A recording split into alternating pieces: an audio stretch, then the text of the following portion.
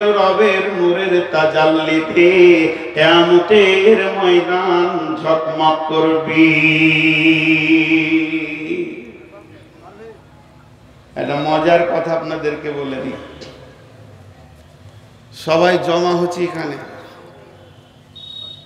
দিয়ে মাদানী ভাই বড় বড় গরু এনেছে, স্পেশাল মাল, ইনশাল্লাহ পেট ভরে খেলে ডায়রিয়া, অর্ধেক তেল অর্ধেক চর্বি। সবাই আমরা বসে গিয়েছি, কিন্তু ধান্দাটা ওইদিকে লেগে আছে যে কখন ডাক পড়বে। এটা আমি উদাহরণ দিচ্ছি। কিন্তু আপনি গেটে ঢোকার সঙ্গে সঙ্গে আপনাকে টিকিট দিয়ে দিয়েছে, এখনো খাবার ডাক পড়েনি। টিকিট পেয়েছেন মানে আপনার থালা লেগে গেছে। কথাটা বোঝাতে পারলাম তো? কিয়ামতের মাঠে আপনি যখন উঠবেন, এখন বিচার হবে, ফাইসালা হবে, কিন্তু যদি আপনার উজুর জায়গাতে নূর লেগে গেছে মানে আপনি বুঝলেন যে কাজ হয়ে গেছে। কোরআন বলছে এটা, ইয়াওমা তাবিয়াদু উজুহু ওয়া তাসওয়াদু উজুহু فأما الذين ابيضت وجوههم ففي رحمة الله هم فيها خالدون।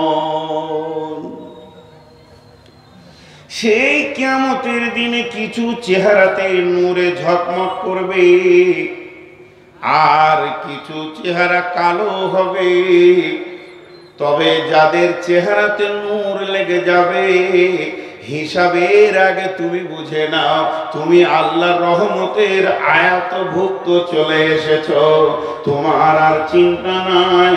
অতএব মুসলমান, কিয়ামতের মাঠে আল্লাহর নূর এবং দিদার যদি নিতে হয়, নামাজ আর রোজা দুইখানা ইবাদতকে মজবুত করতে হবে।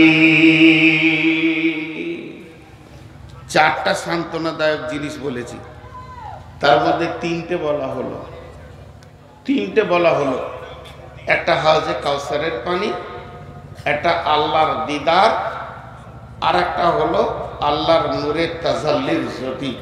তিনটে বলা হলো, একটা বাকি আছে, এইটাই বিস্তারিত বলবো। আর একটা কি আছে?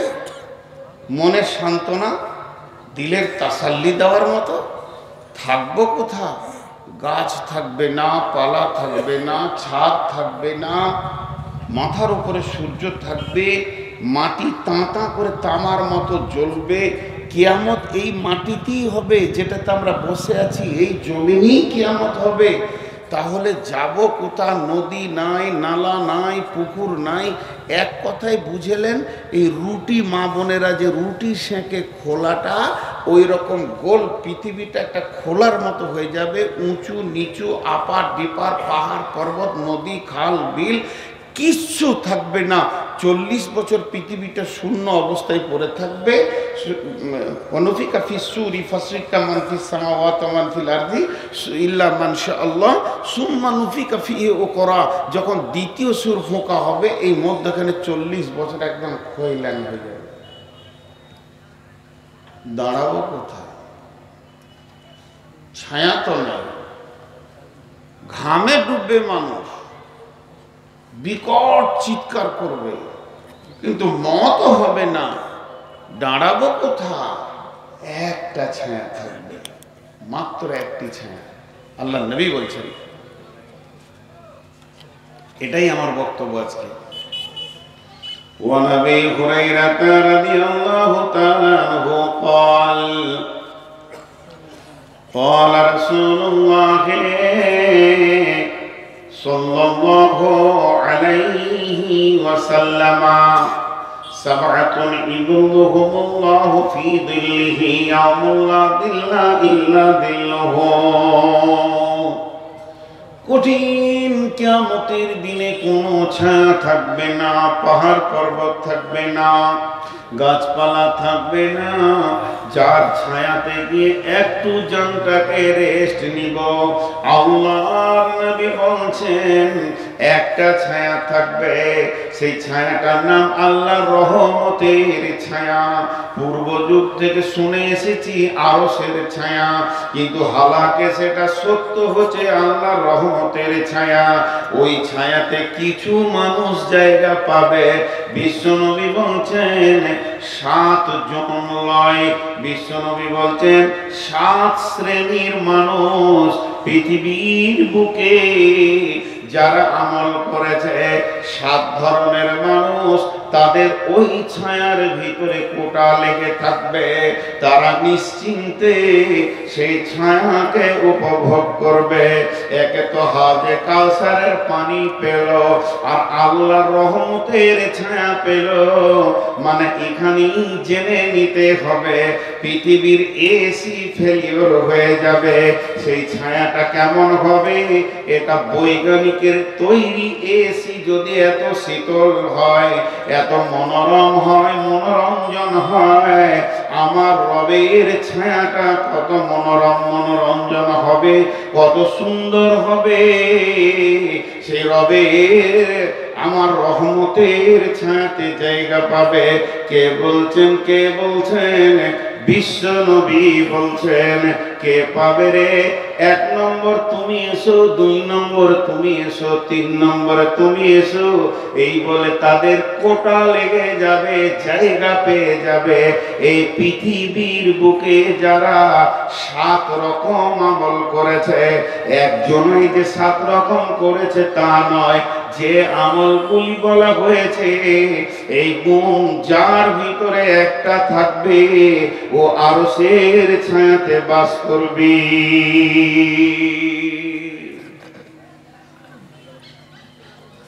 এরা উঠছে কেন?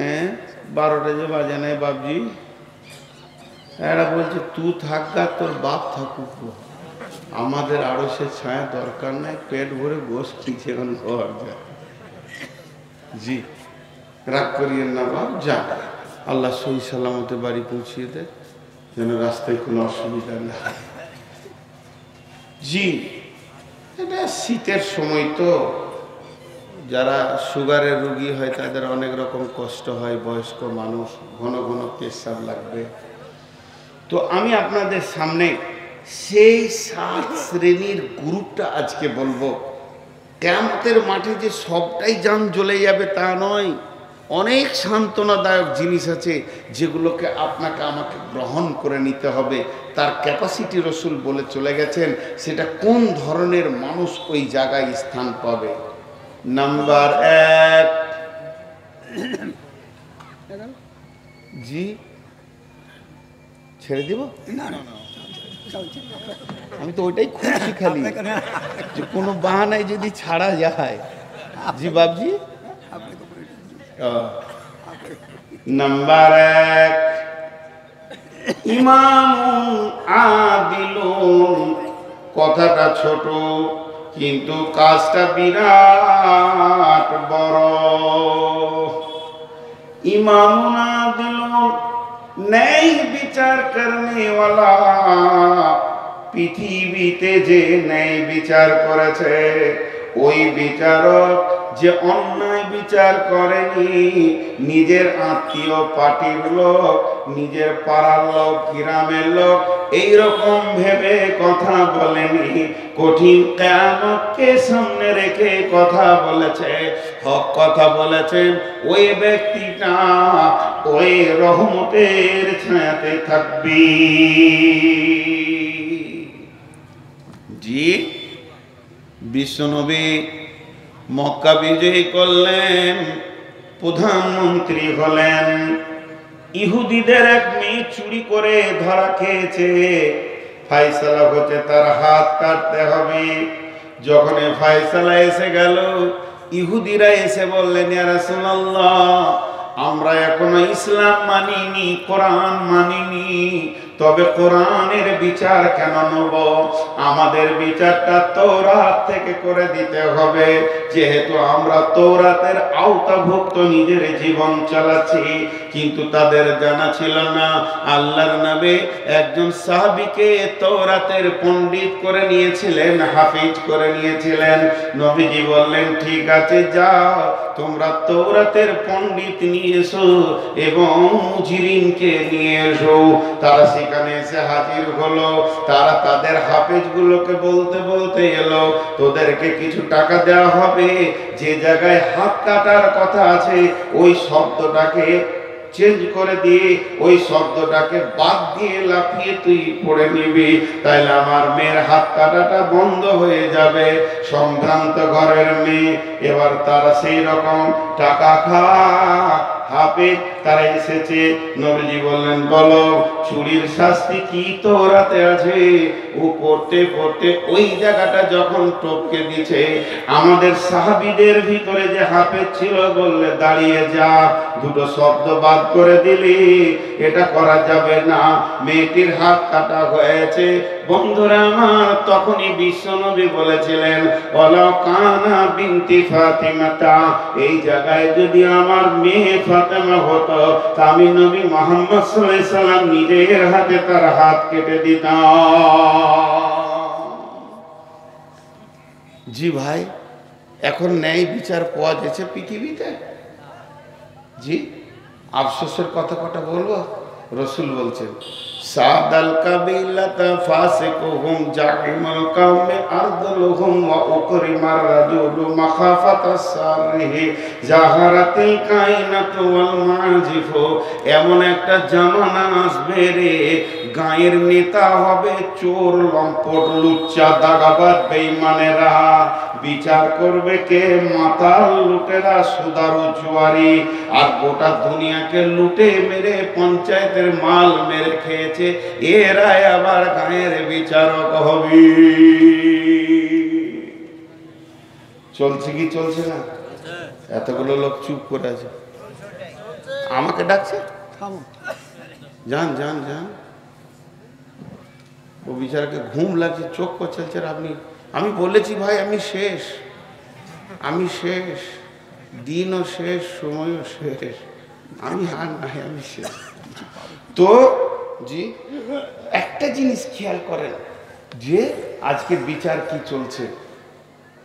আল্লাহ রসুল আফসোস করেছেন একটা বিষয়ে, দুটি বিষয় আফসোস করলেন। তো সাহাবীরা বলছেন, রাসূলুল্লাহ আপনি আফসোস করছেন দেখতে পাবেন না তার জন্য? বলছি, জি না, আমি দেখতে পাবো না এর জন্য আফসোস করি না, আমার উম্মত দেখতে পাবে এর জন্য আফসোস করছি।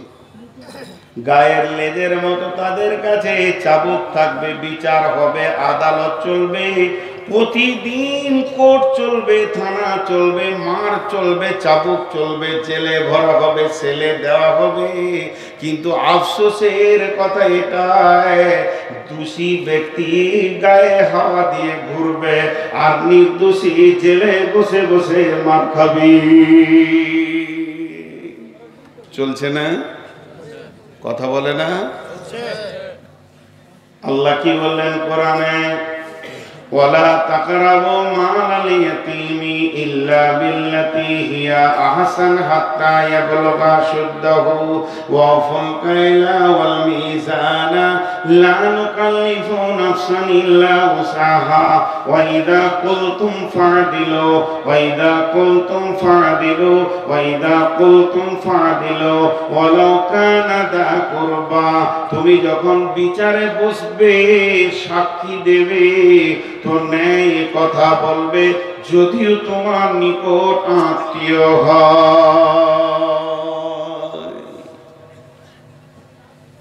একটা ছেলে 4 চাকা গাড়িতে লাগিয়ে দিয়েছে মোটর সাইকেল, এইখানেই উদাহরণ দিচ্ছি আপনাদের বরজুমলাতে। আর গাড়িটা আসছে কোথা থেকে? পাকুড় থেকে। সে গরিবের বাচ্চা বিচারাকে 400 টাকা দিয়ে বলেছে মালটা ঢেলে দিয়ে আজকে ঘুরে এসে খাবি, পেট তার চুন চুন করছে। আর যে টোটোওয়ালাদের অত্যাচার চলছে রোডে, আল্লাহ মাফ করো, এ যে করোনা ভাইরাসের থেকেও কঠিন ভাইরাস। 4 চাকা নিয়ে চলা যে কত কঠিন। আমি ড্রাইভারকে বলি টোটো দেখে সাবধান হবি, এলপি গাড়ি থেকে সাবধান হতে হবে না, তাদের ঠিক আছে, কিন্তু এদের কোনো ঠিক নেই। একটা প্যাসেঞ্জার দেখে নিয়েছে, ভরম করে ব্রেক করে দিলে, ওই বাড়ি থেকে আসছে, ও এইখান থেকে ব্রেক মেরে এমনি করছে, যাবে নাকি? তার মানে যে চেপে আছে সেই ইন্নালিলা পড়ছে, জানাজা পাবে না। এদের যা চরিত্র আর কি। তো ন্যায় বিচারের ব্যাপারে আমি আপনাদের সামনে যেটা বলছি, যে একটা গাড়িকে টোটোতে লাগিয়ে দিয়েছে, এলপি গাড়িতে। দোষ টোটোওয়ালার, অন্যায়ের বেলাইনে ছিল। ওটা বড় গাড়ি, একটু লেগেছে তো এর একটা চাকা চলে গিয়েছে, ভেঙে গিয়েছে। এখন ওকে কলার ধরে নেমে মারছে, চলছে মার। ও মারতে মারতে ওর বন্ধু এসে বলছে, তাহলে আমিও অনেকদিন মাস্তানি দেখানি, তো চুলটা হিলিয়ে দিয়ে ও মারলে। এখন মানে বর্তমান যুবকদের একটা ভাইরাস, লম্বা চুল আর খালি মাথাটা এমনি করছে, আর হাতটা খালি এমনি করছে, হাতটা খালি এমনি করছে। আজকে টোটোতে এলাম 53 থেকে 54 বার খালি এখানে আস্তে আস্তে হাতটা এমনি করছে। আমি, তুমি খুব কষ্টে আছো বলো, আজাব চলছে তোমার। হ্যাঁ, চুলের উপরে এবারে এই মার ধর করে ওকে করে দিলে। কিন্তু একদিন ন্যায় বিচার হবে। তো এবার বিচার চলছে। টোটোওয়ালা জোরে গলা বলছে, কি ভেবেছিস? কিন্তু আসলে গাড়িটা ছিল কোম্পানির, টোটোওয়ালাকে খবর নাই। যখন ওর ড্রাইভারের নাক দিয়ে রক্ত আর রক্ত, ভিডিও কল করে দেখিয়েছে, কোম্পানির মাথা গরম। ওদের ইন্স্যুরেন্স করা থাকে 23 লক্ষ, 40 লক্ষ, 5 কোটি, 15 কোটি, 16 কোটি। জি, শিল্প ব্যাংকে শুধু অ্যাকাউন্ট খুলতে গেলে 10 কোটি টাকা লাগে, অ্যাকাউন্ট খুলতে, রানিং করতে। তো সেই রকম তারা বড় কোম্পানি, মনে রাগ হয়েছে, 4খানা কেস ঢুকেছে। মাল লুট, টাকা পয়সা লুট, মাল নষ্ট, 13 লক্ষ টাকার মাল ক্ষতি দিয়ে দিয়েছে। 4খানা কেস একদম কলকাতায় মেরেছে, লালবাজারে। ওখান থেকে খবর আসছে লালগোলায়, আসামি তুলো। রাত 3টের সময় পুলিশ এসে টোটোওয়ালার ঘর ঘেরে টেনে বার করছে। কি হলো? এতগুলা কেস আছে, চোর। ঠান্ডা ঠান্ডা মানে ওর গোষ্ঠী পর্যন্ত ঠান্ডা। অঙ্ক করে 3 লাখ টাকার ঘর বাড়ি নেই, কিন্তু মাস্তানি করেছে। বহু ঘটনা এরকম ঘটেছে, চটপট করে তার গায়ে হাত দিতে যেন না দিয়ে। যখন ওকে থানাতে বসানো হয়েছে, মন দিয়ে শুনবেন, একদিকে ও তো বসিয়েছে, থানা বড়বাবু বলছে বস, বসলো। একদিকে এসপি, একদিকে ডিএম, একদিকে এসডিও, আর একদিকে আরো কিছু কোম্পানির লোক, বিরাট টিম নেমে গেছে। ওকে তখন বলছে, তুই লাগিয়েছিলি না গাড়িটা লাগিয়েছিল? তখন গলার ভিতর থেকে, আস্তি করে কেন বলছিস? তো সেই দিনই কেমন করছিলি? যেদিন মেরেছিলি সেই দিন তোর গলার সাউন্ডটা কেমন ছিল, আজকে কেন হালকা হয়ে গেল? আদালতের মাঝে পড়েছো, সৈন্যের মাঝে আছো, এখন তোমার সমস্ত আম শুকিয়ে চুর হয়ে গেছে। এখন তুমি আর আমল, তোমার নাম আমচুর। টেনেও সোজা করা যেছে না। বড়বাবু বলছে গলা ঝেড়ে কথা বল, পানি খাও। বলছে স্যার ভুল হয়ে গেছে, চলবে না। তো আমার আল্লাহ বলছে, আমি জিভটাকে রেখেছি 32টা সৈন্যের মধ্যখানে। 2টি সিবিআই কাস্টম তার উপরে আছে, 2টা সিআইডি রয়েছে, এই দিকে 2টা কাস্টম অফিস তাকে ঘিরে রেখেছে। মাথাটা হলো গোটা বডির আদালত। এতগুলোর ভিতরে যেদিকে তুই কথা বলিস, এটাই হলো তোর কথার জায়গা।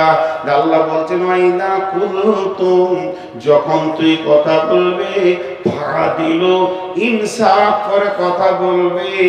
তোর বডিটি আমার সিআইডি কাজ করছে। ফাদিল ওয়ালাউ কানা দা কুরবা, যদিও সে নিকট আত্মীয় হয়। বাদশাহ নিজে হরিণ শিকার করতে গিয়েছে, এইরকম করে তীর ধরেছে, একবারে ফলা তীর। হরিণকে পাবে তো আর ওখার দুনিয়া থেকে বেঁচে থাকতে হবে না। আর যেই তীর ছেড়েছে, হরিণটা তরফ করে লাফিয়ে উঠেছে, আর লক্ষ্যভ্রষ্ট হয়ে পায়ের তলা দিয়ে সেই তীর। নদীর ধারে এক বুড়ি এমনি করে কাপড় সাফ করছিল, আর ওর একমাত্র বিধবা মেয়ে বাচ্চাটা দাঁড়িয়েছিল, কানে পড়ে স্পট। কাজীর কাছে বিচার চলে গেল। বাদশাহ নিজে মেরেছে, দেশের বাদশাহ মেরেছে, আর বিচার গেছে কাজীর কাছে। আজকে শুক্রবার, রবিবার বিকাল 3টে ফাইসালা হবে। বাদশাকে এনে হাজির করা হলো। বাদশার সিংহাসনে নাই, কাঠগোড়ায় দাঁড়িয়ে আছে, বুড়ি দাঁড়িয়ে আছে, দাফন কাফন হয়ে গেছে। একদিকে স্বামী হারিয়েছে, এবার সন্তান হারালো, যার মুখ পানে তাকিয়ে দুনিয়ার আলো দেখছিল। বাদশা তীর হাতে করে গেছে, কাজী বিচার দিচ্ছে। বাদশাহ বলে, বলুন তুমি মেরেছ? বলে, হ্যাঁ স্যার, ইচ্ছা করে নয়, তবে লক্ষ্যভ্রষ্ট হয়ে গেছিল। হরিণটা চলে গেল, যে নদীর ধারে ঘাটে উনি কাপড় সাফ করছেন, ওর বাচ্চার কানে লেগেছে, স্পট হয়ে গেছে।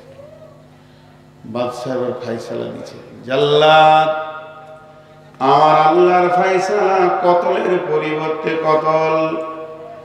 তুমি হরিণ মারবে না বাঘ মারবে তোমার ব্যাপার, কিন্তু তোমাকে ডানে বামে দেখতে হতো। যদি তীর লক্ষ্যভ্রষ্ট হয় তাহলে তীর কোথা গিয়ে পৌঁছাতে পারে। তুমি নিশার মতো, পাগলার মতো হরিণের নিশাই মেরে দিয়েছো। অতএব হে জাল্লাদ, তুমি ওই বাদশার গর্দনকে উড়িয়ে দাও। বাদশা তীর তাকে ধরলো, ধরে এইভাবে টান দিয়ে নিশান করে কাজীকে বলছে, কাজী রে, আজকেও আমি তীরটা এনেছিলাম, যদি আমার পানে মুখ পানে তাকিয়ে তুমি অন্যায় বিচার করতে, আর একটা মার্ডার আমি করতাম। কারণ আমি তীর হাতে করে কাঠগোড়ায় উঠেছি, এই জন্যে অন্যায় বিচার আমি দেশে মেনে নিতে পারবো না। আমার গর্দন চলে যাক, কিন্তু ন্যায় বিচার হয়ে যাক। বুড়ি তখন এই কাঠগোড়া থেকে কাঁদতে শুরু করেছে, কাজী সাহেব, এটা তো আমার মুজরিম, আমি যদি মাফ করে দিই বাদশাকে আপনি কি করবেন? বলে, আপনি মাফ করলে মাফ হবে। কাজী সাহেব, আমি ওকেই মাফ করে দিলাম। একটা সন্তান হারিয়েছি, এটার মায়ের কল যেন আর খালি না হয়। বাদশা ধরে এসে বুড়িকে জড়িয়ে ধরে বলছে, মা, তোমার যে সন্তান মাটিতে শুয়ে গেছে, ওটাকে আমাকেই মনে করে নিয়ে তুমি আমার কাছে বাকি জীবনটা কাটিয়ে নাও। আল্লাহ বলছে, আরো সে নিচে ছায়া নিবি। আজকে একবার বিচারে বসে দেখবেন, কেন বিচার শুনতেই বিরক্ত লাগবে, বিচার শুনতেই বিরক্ত লাগবে। হ্যাঁ, একটা সাইকেলে অ্যাক্সিডেন্ট হয়েছে মোটর সাইকেলের সাথে, কাদা ছিল, কাদাতে স্লিপ করে গিয়েছে মোটরসাইকেলটা, সাইকেলের উপরে পড়ে গিয়েছে, সাইকেলটা ভেঙে গেছে। মোটর সাইকেলওয়ালাও তৃণমূল, সাইকেলওয়ালাও তৃণমূল, কিন্তু যার ঘরের সামনে কাদা সে শিপে। বিচার হচ্ছে, কাদা করেছিল কেন, টাকা ওকেই 10,000 লাগবে। সে বিচারা জানের ভয়ে 10,000 টাকা দিয়ে খালাস। আমাদের এখানে সব জজ বসে আছে, যতগুলো বসে আছে জজ। হ্যাঁ,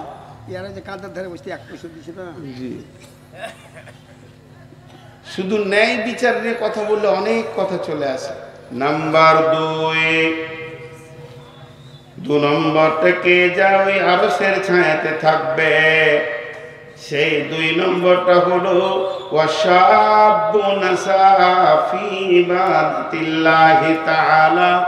ওই যুবক, ওই যুবতী যে যৌবন কালটা আল্লাহকে দিয়ে দিয়েছে, আল্লাহর প্রেমে ব্যয় করেছে। যুবতীকে যেখানে যৌবন ক্ষয় করতে বলেছে ওখানেই ক্ষয় করেছে, আর যুবকরাও ওই জায়গায় যৌবনকে কাটিয়েছে। যুবকের যৌবনে 2টি ডিউটি, আর যুবতীদের যৌবনে 1টা ডিউটি।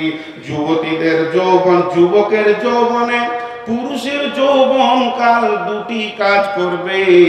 একটা কাজ করবে কে? সে ইনকাম করবে, যেখানেই থাকবে হাজুরে হালাল পয়সা নিয়ে সে জমা করবে। আল্লাহ বলেছেন, ফাইদা কুদিয়াতিস সালাতু ফান্তাশিরু ফিল আরদি ওয়াবতাগু মিন ফাদলিল্লাহি ওয়াযকুরুল্লাহ আল্লাহা কাসীরান লাআল্লাকুম তুফলিহুন।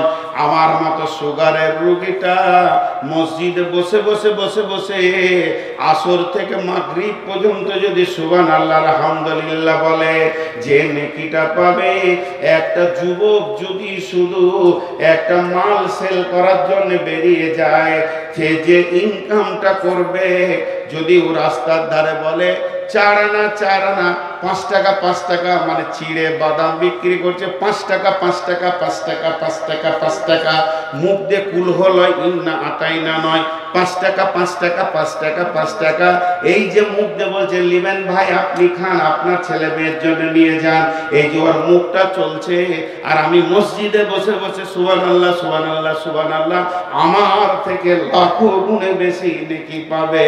তাসবিহ করাটা হলো সুন্নত নফল, কিন্তু হালাল উপার্জন করা হচ্ছে ফরজ, এটা কোরআনের হুকুম, ফরজে আইন। হে যুবক, তুমি যৌবন কালে ইনকাম করবে, আর কি করবে যৌবন কালে? ওয়াল হাফিজুনা লিহুদুদিল্লাহ, আল্লাহর কোরআনের হিফাজত করবে।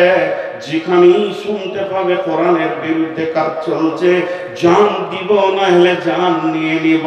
ইকাতিলুনা ফি সাবিলিল্লাহি ফায়াকতুলুনা ওয়া ইকতালুনা, হয় কতল করব নাই কতল হয়ে যাব, আল্লাহর জমিনে বেঈমানি করতে দিব না।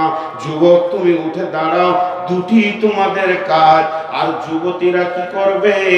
কুল্লিল মুমিনাতি ইয়াগুদুনা মিন আবসারিহিন্না ওয়া ইয়াহফাজনা ফুরুজাহুন্না, মেয়েদের যৌনাঙ্গ, মেয়েদের সরঙ্গাকে কেন্দ্র করে আমার রব কোরআনে বেশ কয়েকটা আয়াত নাযিল করেছেন।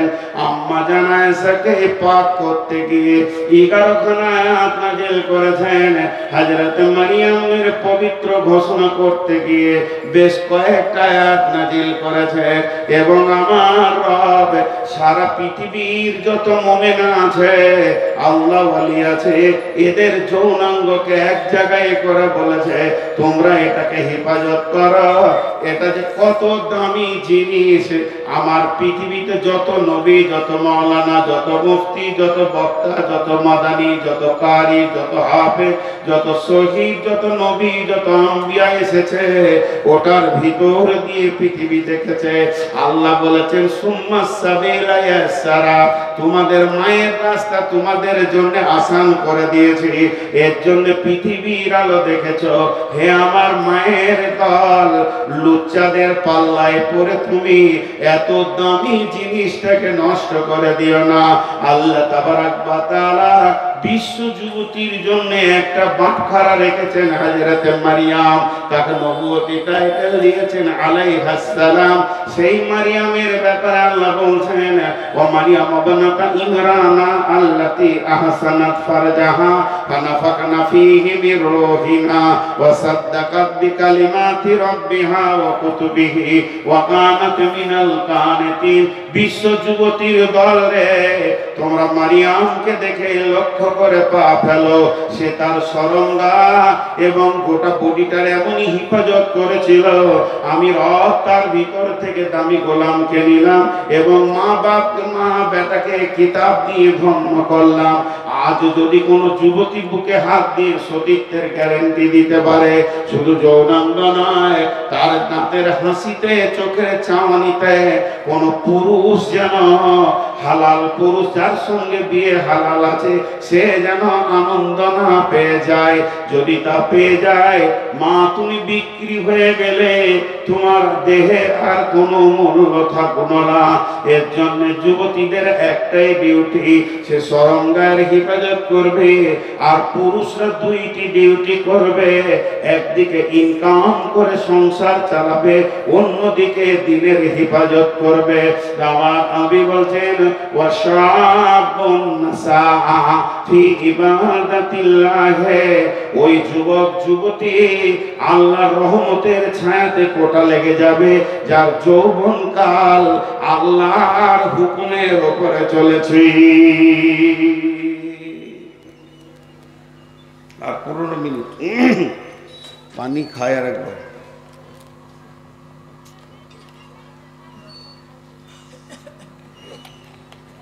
জি। নাম্বার 3, ওয়ারাজুলুন কালবুহু মুআল্লাকুন বিল মাসাজিদি। আহা, বিরল বর্ডারে ঢুকেছি আমি বাংলাদেশ, ওই রাধিকাপুর হয়ে দিয়ে সমস্ত পাসপোর্টের কাজ হয়ে গেল, ভোগ লেগেছে, তো একটা হোটেলে গেলাম, তো বলছে কি খাবেন? আমার ছোট মাছ আছে, আমরা বলি ছোট মাছ, ওরা বলে গুঁড়া মাছ, তো গুঁড়া মাছ আছে, তো বলে আছে, দাও 1 প্লেট, 2 জন আছি আমরা, 2 প্লেট দাও। তো আলুর সঙ্গে রান্না করেছে, তো টোটালটা যদি 200 গ্রাম ওজন হয়, যে তরকারিটা দিয়েছে 100 গ্রাম ওজন হবে, তো মোটামুটি 100 গ্রামে 98 গ্রাম আলু আর 2 গ্রাম মাছ। তা আমি হোটেলওয়ালাকে বলছি, মাছে আলু না আলুতে মাছ, আপনি হিসাব করেন। বলছে হুজুর আপনাকে তো পারা যাবে না। বলো না, মাছে আলু হতে পারে, 1-2টা আলু দিলেন, কিন্তু আপনি আলুতে মাছ দিয়েছেন, আমি তো আলু চাইনি ভাই, আমি মাছ চেয়েছি, আপনি দাম নেবেন। জি, 1 লিটার দুধে 9 লিটার পানি, তাহলে দুধে পানি না পানিতে দুধ? পানিতে দুধ। আর 9 লিটার দুধে যদি 1 লিটার পানি, তাহলে দুধে পানি। তো আমাদের জীবনটা হবে মসজিদওয়ালা দুনিয়া, কিন্তু হয়ে গেছে দুনিয়াওয়ালা মসজিদ। মসজিদে ঢুকছি আধা ঘন্টা, আধা ঘন্টার মধ্যে 30 মিনিট, 30 মিনিট, প্রতি মিনিটে 60টা সেকেন্ড আছে, 5 মিনিট আল্লাহকে মনে পড়ছে, বাকি 29 মিনিট 55 সেকেন্ড দুনিয়াতে মনটা পড়ে আছে। তাহলে মসজিদটা দুনিয়াওয়ালা মসজিদ হলো। আর আমার রসুল বলছে তোমার দুনিয়াটা মসজিদওয়ালা হয়ে যায়। তুমি মাঠে কাজ করবে কিন্তু তোমার দিল পড়ে থাকবে মসজিদে। তুমি মার্কেটে থাকবে, হঠাৎ চমকে উঠবে, কিরে বাবা আজান হলো নাকি? খরিদ্দারের সঙ্গে কথা বলি, আজান হলো না কিরে বাবা, মসজিদ যেতে হবে। হ্যাঁ, এমন মার কাট কাজ, ধান কাটো, ধান নিয়ে চলো, ধান বহাও, সারাদিন যেন শ্বাস ফেলার সময় নাই। ভোরবেলায় বেরিয়ে গেছি, জোহরের আজান শুনে মাঠি নামাজ সেরে নিয়েছি, সালাম ফিরে আবার কাজে লাগ, চল চল চল। বাড়ি থেকে খাবার গেল, খেয়ে নিলাম, আসরের সময় ধানগুলো গছিয়ে সন্ধ্যার সময় বাড়ি এসে যেই মাগরিব ডুবো ডুবো হয়ে গেছে, আজান শুনলাম, আর বাড়িতে মন টিকছে না, দিল যেন মসজিদকে ছেড়ে, মসজিদ যেন দিলকে ছেড়ে নিচ্ছে। মসজিদ রে, তোকে জোহরে দেখিনি, আসরে দেখিনি, এখন মাগরিবে না দেখে আর থাকতে পারবো না। মসজিদে যদি দিলটা টাঙা থাকে আর বডিটা যদি দুনিয়াতে ঘুরে বেড়ায়, আপনার কাজগুলো নামাজে গণ্য হয়ে যাবে। কারণ আপনি নামাজি রত রয়েছেন, শুধু ছুটি নিয়ে দুনিয়া করতে গেছেন। অতএব বন্ধুরে, আল্লাহর নবী বলছেন ওয়ারাদুলুন কালবুহু মুআল্লাকুন বিল মাসাজিদে, ওই লোক যার অন্তরটা মসজিদে টাঙা আছে। হাজি, আমরা ইমামকে মুয়াজ্জিনকে মসজিদ সাফ করার ব্যাপারে হুকুম করি না? এটা খুব নেকেট, অনেক বক্তা দেখায়, আমি দেখাচ্ছি না, এটা নোংরা। কেন আমি আল্লাহর ঘর সাফ করব?